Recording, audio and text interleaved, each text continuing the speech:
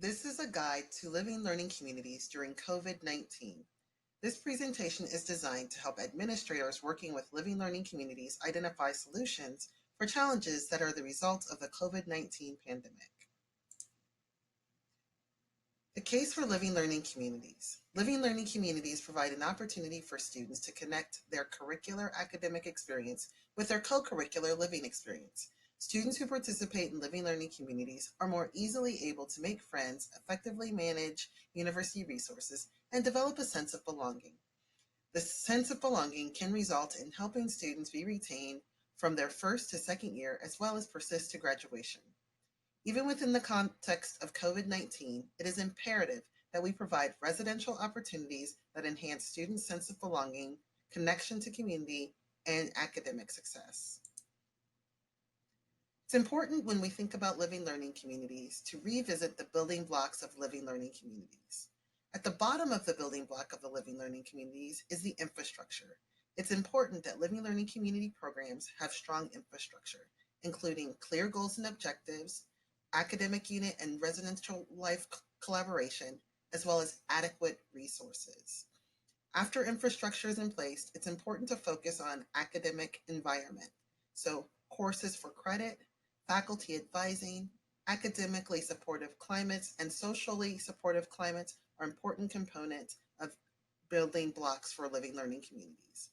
Next, it's the co-curricular environment. So thinking about study groups and working with K-12 institutions and visiting work settings and career workshops, and all of those things can enhance the connection between what's happening inside of the classroom to what's happening outside of the classroom. And then finally, intentional integration. So it's important that we're not just taking our chances to make sure things happen, but that we're being very intentional about how we're aligning the experiences that students are having inside the classroom with those of the co-curriculum. Those are the building blocks. Of course, with change comes challenge. Schools may find themselves challenged to provide students with unique opportunities to engage in connection and experiential learning because of COVID-19. Some of the impacts of COVID-19 include course enrollment in connected courses that is reduced because of physical distancing. So you can't have as many students in a classroom as you would normally have. Faculty stakeholders that are unable to connect with community members in person because of perhaps visitor restrictions. Field trips and other external visits that are canceled because of governmental restrictions. There might be less beds assigned with so many schools moving to single capacity or reducing their occupancy in other ways. There just might be less students assigned to an LLC. And of course, there might be staffing reductions for residential academic initiatives that limit the depth of learning opportunities that you're able to provide. It's important that we don't get so lost in what we can't do that we focus on what we can do. So here are 10 tips for creating LLCs that thrive. First, start building your community among students in your LLC as soon as they are assigned and accepted. Students have a lot of experience right now doing things virtually given the change in the last school year. Leverage this experience and this expertise that they have and start connecting with them early. Train stakeholders and yourself on technology options.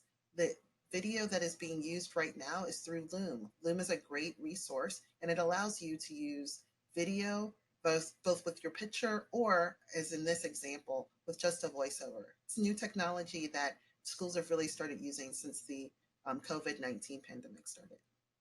Be a good steward of university resources. And when I think about university resources, we're talking about both financial and human, but as well as the students that have invested their time and experience in participating in a living learning community. So you want to be a good steward of those resources as well. Prepare to use data to articulate the need and the use of additional funding. Certainly, there are a lot of decisions right now being made about funding and what we can continue to fund and what we cannot continue to fund. And as was stated earlier, living learning communities provide a mechanism to belonging as well as to persistence and retention. So be prepared to use data to articulate the continued need and use of funding. Connect with your school's alumni associations. It might be that you're not currently connecting with alumni, but alumni have a variety of job opportunities and job experiences and it really is beneficial to connect with them and see if they might be able to help your students have a co-curricular experience that connects to the classroom. Assume students want to engage with the topic and with each other.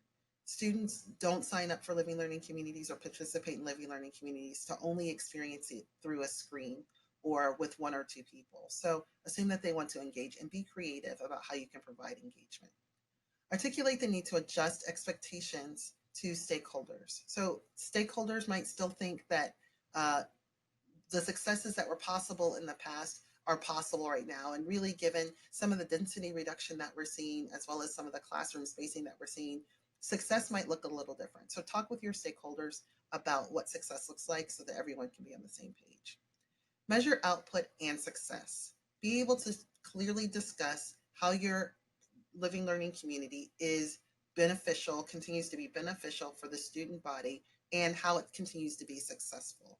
Those knowing how to do that, being able to communicate those things will connect to the previous point about being able to use data to articulate the need and use of additional funding.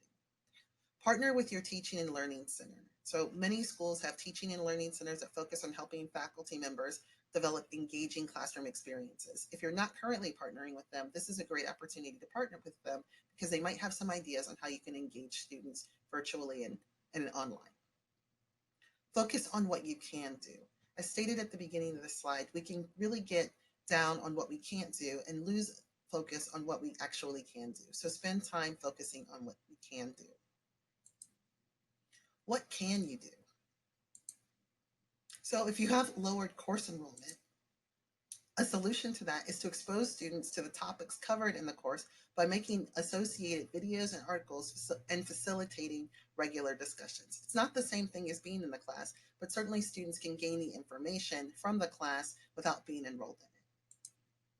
If you have faculty that are unable to visit, schedule a time for your residents to engage with faculty members in person individually or in small groups or in larger groups online. So all three of these are wonderful options. Instead of doing maybe one faculty program a month, maybe you do 3 smaller faculty lunches so that they're still getting an opportunity to interact and engage with faculty.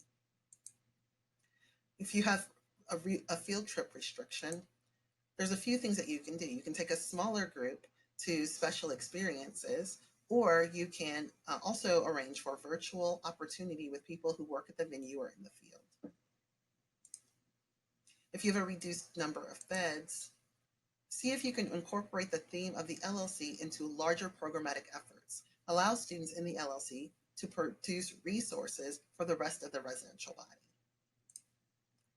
Of course, if you have staffing reductions, utilize a volunteer mentor student model that invites returning students to lead traditional LLC events and experiences. Obstacles are those frightful things you see when you take your eyes off your goal.